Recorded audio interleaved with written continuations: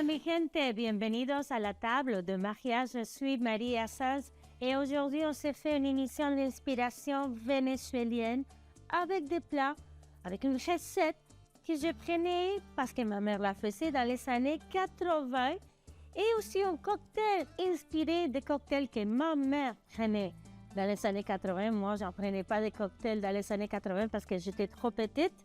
Donc, on va se faire une réinterprétation du screwdriver. Ma mère, elle boit pas beaucoup, mais parfois, en apéro, elle va prendre un screwdriver. Donc, des fois, elle le faisait avec vodka ou avec du gin. Donc, screwdriver, ou comme ma mère l'appelle, el destornillador, c'était tout simplement jus d'orange, gin, jus d'orange, vodka. Mais aujourd'hui, je vais me gâter avec un cocuy. Donc, c'est une eau de vie faite au Venezuela et plus précisément dans ma ville, Barquisimeto.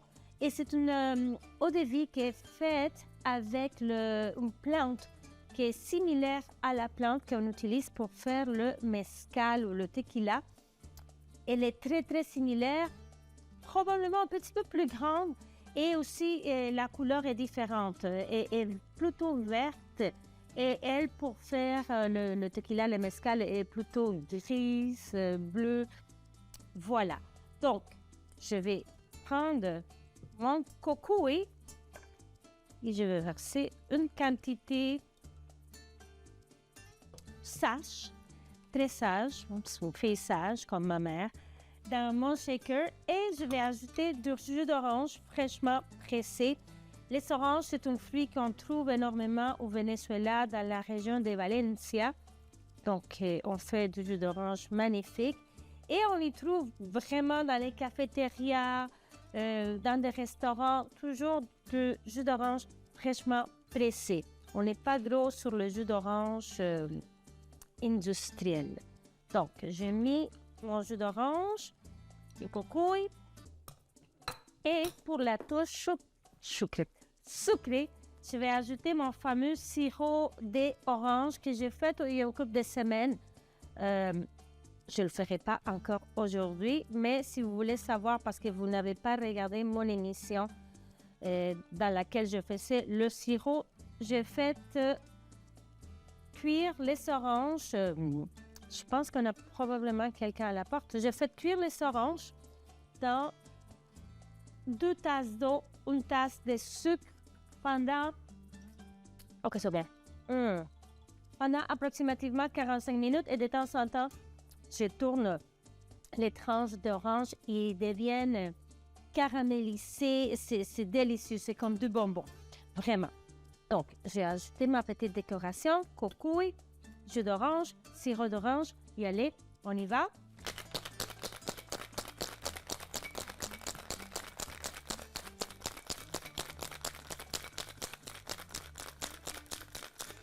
Je vais dissoudre le sirop et bien refroidir nos ingrédients. Ok, voilà. Et je vais venir, vous avez remarqué, j'en ai pas mis beaucoup d'alcool ni de jus d'orange parce que je veux venir l'allonger avec le tonic. Donc, ça va faire un peu comme une tonic, cocuy tonic. Donc, voilà le cocktail pour notre émission Inspiration vénézuélienne. Ici à la table de Maria. Oh là là, ça marche.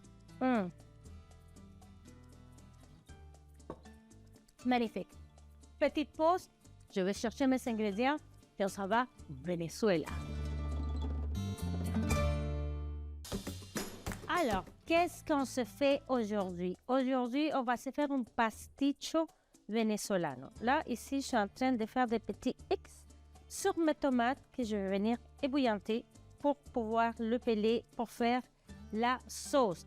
Qu'est-ce que c'est un pasticho? Un pasticho, c'est un plat d'inspiration italienne parce qu'on a eu une énorme vague d'immigration italienne au Venezuela.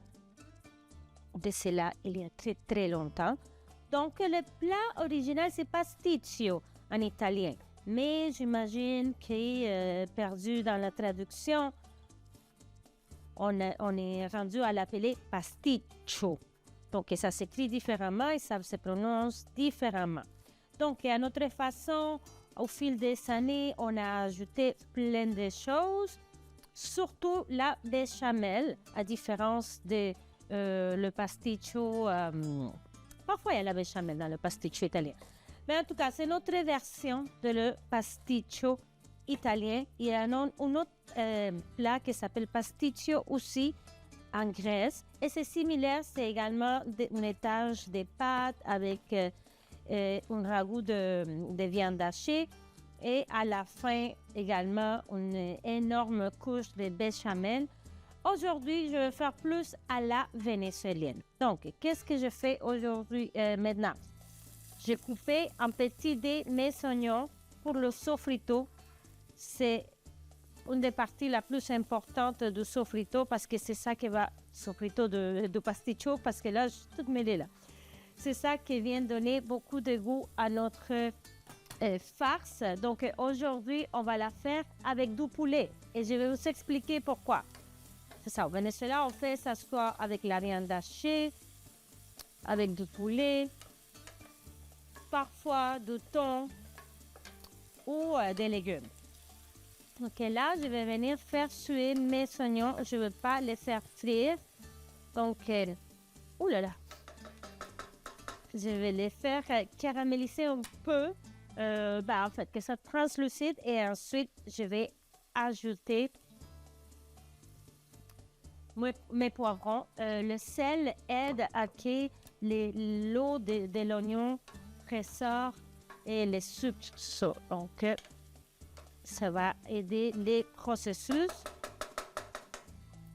Donc là, je vais plonger mes tomates dans lesquelles j'ai fait des X pour la sauce. OK. Les poivrons, je vais enlever ces parties-là que je ne vais pas jeter. Je vais l'ajouter dans la sauce tout à l'heure. Mais pourquoi je le coupe comme ça? Parce que avec le reste, je veux me faire des petits cubes. Parce que je vais effilocher, peut-être hacher le poulet pour qu'il soit plus compact, de plus petits morceaux.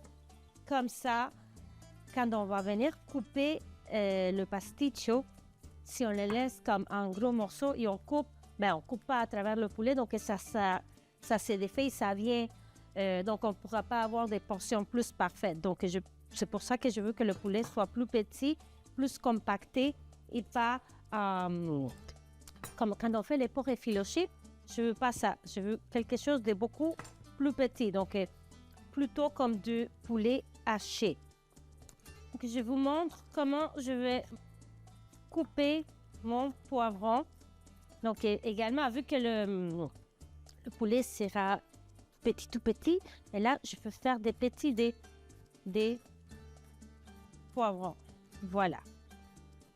Vous avez compris le principe. Et voilà, je vais les ajouter aux oignons. Donc, moi, j'ai pris rouge, orange, jaune parce que c'est ça que j'avais. J'en ai du vert aussi, mais vous savez, mais toujours rouge. Le reste, c'est comme vous voulez, mais parce que le rouge est beaucoup plus sucré. Et après, vers la fin, on va ajouter des gousses d'ail. Donc, on va prendre une petite pause le temps que je puisse finir ici ma production des petits dés, des poivrons et aussi le temps de peler la tomate et commencer la sauce. Et je vais aller aussi chercher mon poulet. Donc, on se voit dans quelques minutes ici à la table de Maria. Donc, les oignons sont déjà translucides. Je vais venir ajouter mes petits des poivrons rouges, oranges et jaunes. Et je vais les faire cuire doucement parce que je veux qu'ils soient sucrés naturellement. Donc, avec beaucoup de douceur, je les fais cuire et j'ajoute pas l'ail tout de suite. Okay. Tout simplement dans l'huile d'olive et du sel. Donc, dans la même poêle que j'avais mes tomates, que j'ai déjà commencé à peler. J'ai laissé juste une pour vous montrer comme c'est trop facile. Vraiment, c'est extrêmement facile. Donc, on va les passer au robot et on va faire la sauce à part parce que je vais laisser le temps au poivron et à l'oignon de caraméliser. Donc, dans le même conteneur, je vais les faire par partie. Je vais ajouter, même avec l'intérieur, il n'y a pas de souci. Je vais juste enlever ce petit bout-là. Boum. Donc, je vais alterner tomates et les restants des poivrons. Juste comme ça. Je vais tout mélanger et les faire cuire à côté dans l'huile d'olive. Et après, ils vont se réunir tous ces gens-là. Et les tomates, la sauce avec le sofrito. Et après, on va ajouter le poulet. Donc, vous voyez, je mets tout là dedans. Juste enlever le milieu. Et je vais faire en 2 temps pour laisser la place aux ingrédients. Donc,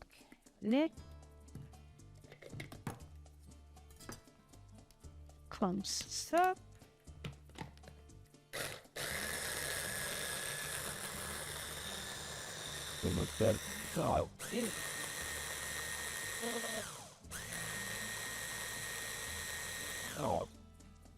Voilà, dans l'huile d'olive.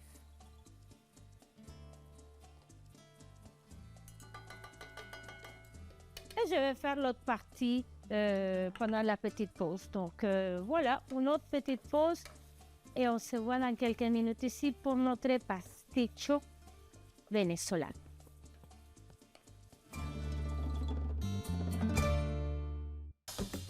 Donc, ça avance très bien ici, doucement, doucement.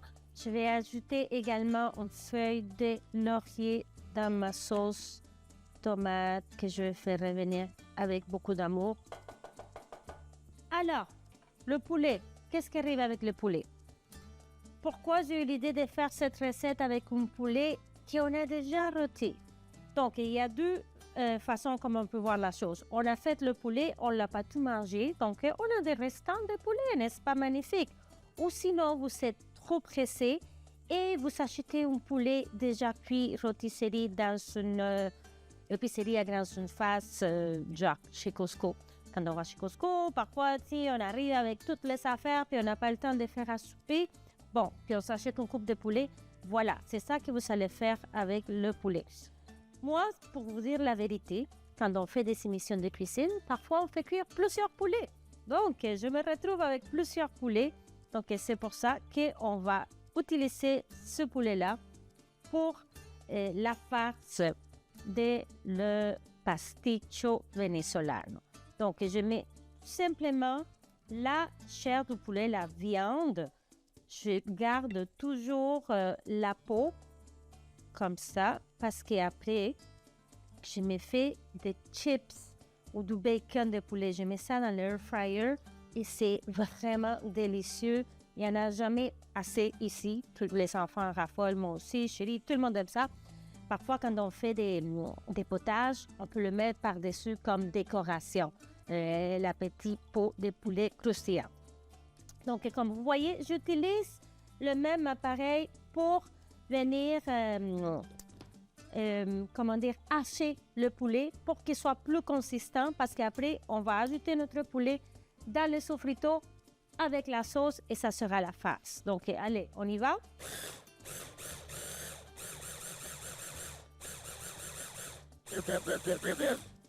Vous voyez, c'est ça, c'est la texture parfaite parce qu'après, ça va se tenir. Parce que si je laisse, si disons un gros morceau comme ça là, puis on vient couper la lasagne, ça va rester comme ça et non, c'est pas souhaitable.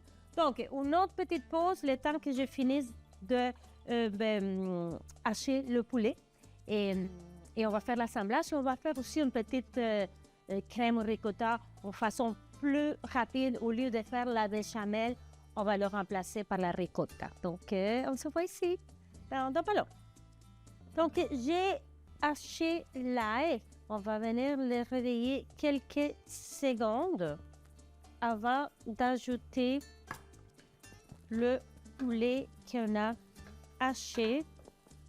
C'est parfait. Regardez la couleur de la sauce. J'ai goûté, oh là là, elle est délicieuse parce qu'on a mélangé les tomates avec les restants des poivrons. Il manquait juste un peu de sel. Voilà. Et on va mettre du poivre également. Ici aussi. Toutes les étapes. Donc là, j'ai laissé la carcasse du poulet là pour vous montrer comment ce poulet-là, ce petit poulet-là est pas mort en vin. On a un souper pour deux. On va faire un pasticcio. Et ensuite, avec la peau, je vais faire des chips de poulet ou du bacon de poulet. Et avec la carcasse, je vais faire un bouillon de poulet. Donc ça, on ne va pas le jeter. Il en reste un petit peu de viande.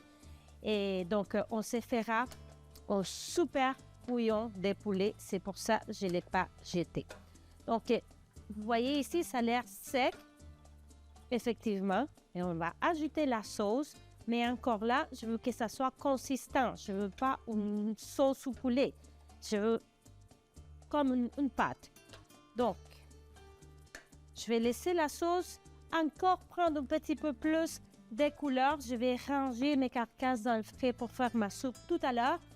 Et aussi, je vais aller chercher la ricotta pour faire la crème qu'on va étager avec le poulet et les pâtes. Donc, on se voit dans pas long ici dans ma cuisine. Donc, pour l'assemblage de notre crème de ricotta, je prends tout simplement la ricotta et on va venir ajouter du goût à cet étage de notre pasticcio. Donc, je vais prendre la moitié de mon fromage mozzarella, c'est le mozzarella qu'on utilise pour la pizza. On va ajouter un œuf aussi pour l'aider à tenir. On va ajouter du poivre. On va tout bien mélanger cela. Sel. Du persil également. Ici, j'ai un beau morceau de Parmigiano Reggiano qu'on va ajouter aussi au mélange et après sur le top pour gratiner. Vous avez entendu ce petit bruit-là? Ça, c'est le four que j'ai fait préchauffer à 375 pour après aller enfourner notre pasticcio. Donc, persil, puis Parmigiano Reggiano. C'est difficile, hein? C'est sûr que j'aurais pu couper un plus petit morceau, mais je trouve ça toujours impressionnant de voir le gros morceau de Parmigiano. Donc, voilà. On mélange. Puis, donc, je vais passer quelques minutes à mélanger notre ricotta. Et on se voit dans quelques minutes pour l'assemblage de pasticcio. Voilà ma belle assiette que j'essaie de sortir le plus souvent possible. Je vais mettre une petite couche d'huile d'olive. Pourquoi? Parce que la farce n'est pas trop sauce et c'est voulu, hein? On enlève le feuille de laurier. On va se faire une mince couche de notre poulet, juste pour que les pâtes ne collent pas. Et c'est cette sorte de pâte que j'ai achetée parce que ça va parfaitement dans mon container, dans mon récipient.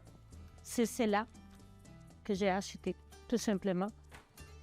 Donc, on va se mettre une belle couche. Donc, qu'est-ce que je fais? Je divise en deux à peu près à l'œil. Donc, je mets une première couche de notre mélange de poulet. Je vais venir l'étaler. Ensuite, je vais me faire une couche de le mélange de ricotta. Et voilà, tout simplement, on se fait des couches. Et je vais ajouter le fromage endormi pour que ça vienne gratiner. Et voilà, donc je reste ici à faire des couches parce qu'il ne nous reste pas beaucoup de temps dans l'émission et je l'envoie au four en suivant les instructions de l'emballage des pâtes. Donc on se voit dans quelques minutes pour la dégustation del pasticcio venezolano a la Maria. Et voilà ma superbe création, ma version du pasticcio venezolano, cette fois-ci avec du poulet haché. Il est très chaud, donc j'attends un petit peu avant de goûter et je suis trop heureuse parce que la première portion qu'on sort est toujours la plus difficile. Et regardez-moi ça, la coupe était parfaite, accompagnée aujourd'hui avec un cocktail que je me suis fait avec le jus d'orange et le coco, donc alcool qui vient de ma ville Barquisimeto. Et avant de m'attaquer au pasticcio, je vous invite à nous suivre sur les médias sociaux, ici télévision sur Instagram et Facebook. Et moi, Maria Sanz, S-A-N-Z, sur Facebook, Instagram, TikTok et YouTube. Donc, voilà, on attaque. Oh là là, ça fond, ça fond. Et ça va être trop chaud. Buen provecho.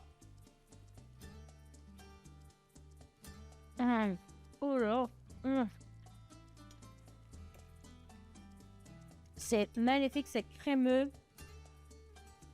Les pâtes sont tendres. La farce est délicieuse. Donc voilà, un repas facile à faire. Pourquoi pas un repas des semaines si vous avez un poulet qui traîne restant d'hier ou si vous n'avez pas le temps, vous achetez votre poulet rôti à l'épicerie. Voilà, sur ça, je vous aime et je vous invite ici dans ma cuisine dans le quartier Villeray à Montréal la semaine prochaine pour continuer la découverte du monde entier avec mes inspirations. Je vous aime. Hasta la próxima. Besitos.